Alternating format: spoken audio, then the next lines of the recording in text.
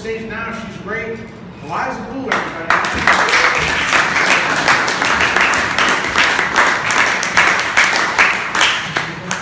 Well, most people that know me know I'm a really social person. So they're always really surprised that my life before I moved here to New York, I was virtually alone. And it was not really by choice. I always kind of thought of myself as someone like I had the Velcro on the wrong side. The people just wouldn't stick. And so I developed a very active imagination. So I would come up with things like, I'm going to move to New York and live in this little studio apartment and find these great musicians who wanted to be in a band with me, and we would play around the city, and then we would rent this dilapidated, stinky van and drive around the US gaining fans and find that solidarity and bond together and like a new family.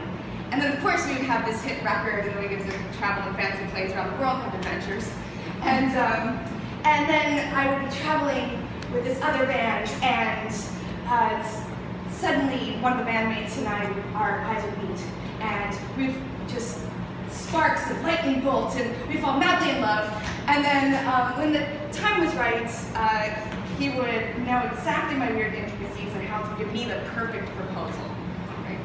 And then we lived happily ever after, and all that. Active imagination. So in real life, after college I was going to come to New York, but I ended up making a U-turn to Los Angeles. So I thought, okay, new plan. A sunny band, and maybe I'll find that lightning bolt out in LA. And I was working at Guitar Center, and so I was vehemently in denial that most people at Guitar Center are middle-aged, scraggly-haired, bitter men who never made it in the music industry, and they did not share my enthusiasm for life. So I started to work on developing friendships, and it started with the Velcro thing again. People would invite me out and leave me behind, a lot. And one of my other coworkers, Kevin, he's kind of looked like a cross between Eddie Cochran and Johnny Cash. He kind of had some similar problems, so we would hang out, and it was kind of nice getting to know him because he had this nudity center, being like this uber comic book action figure collecting nerd. And we developed this solidarity and bond over being left behind. And the more we hung out with each other, because it was just basically two of us, we started, kind of developing feelings for each other. And I kept hoping he would say something, and I waited, and finally I was like, fine, I'll take the lead. So one night I said, Kevin, I like you. Like me back. And he's like, oh yeah. Thank God. And so we started dating. We dated for a while, actually. It was a couple years. And I started getting antsy. I didn't like my job. I was having problems with my roommate.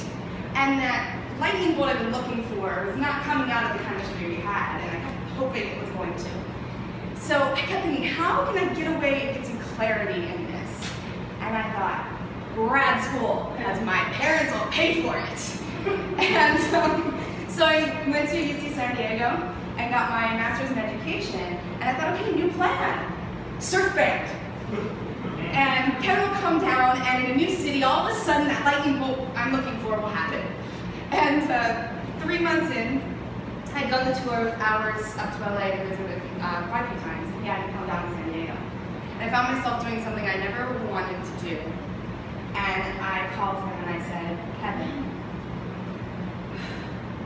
I need this relationship to be 50-50. I need you to come down and visit me, or I'm done.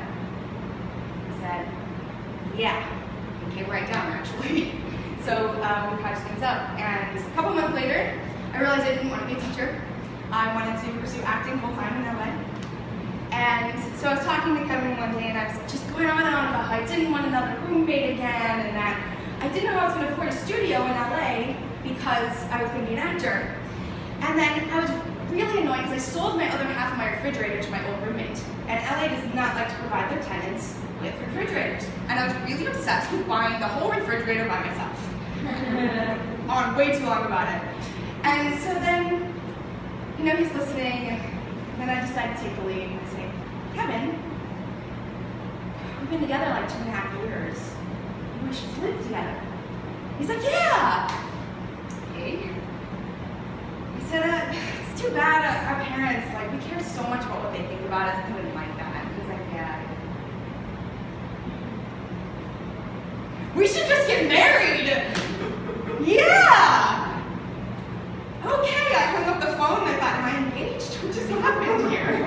I thought, this is not the proposal I had dreamed of. And in fact, I'm the one that proposed, and it was really half-assed. And I thought, okay, so over the next couple of weeks, I was talking to him and still like seeing if that was really happening, and he kept saying, yeah. So we planned a day trip to Catalina Island, which is about a marathon distance from LA, to like check out, the wedding stuff there.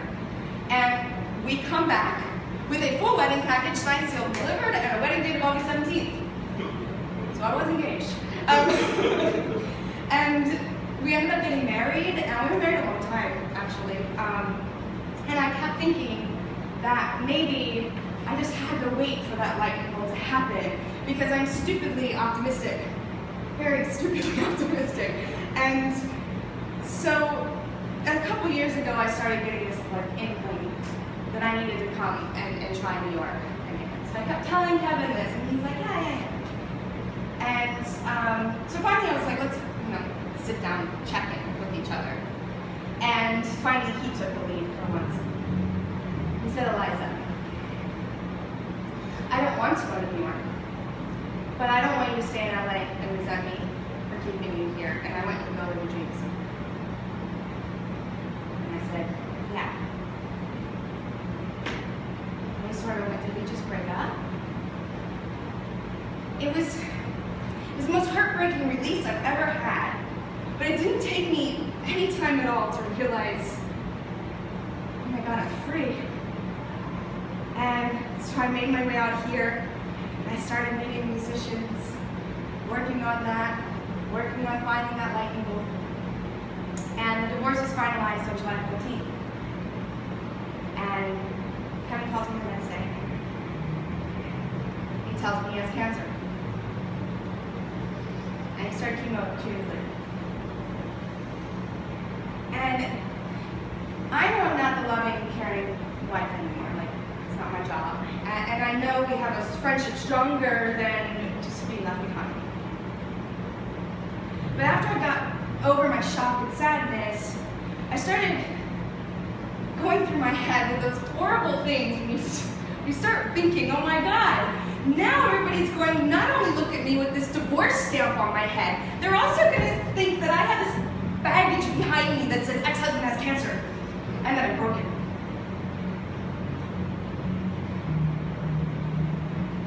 And then all of a sudden I realized, fuck it. All the people that love me and care about me and that are worth my time know that I'm not broken. Know that I really work not to carry my baggage around. I know that no matter what it does to my life, I will always support a dear friend. Because you know what? I'll be damned if I lose the first person I ever met who had the Velcro on the right side.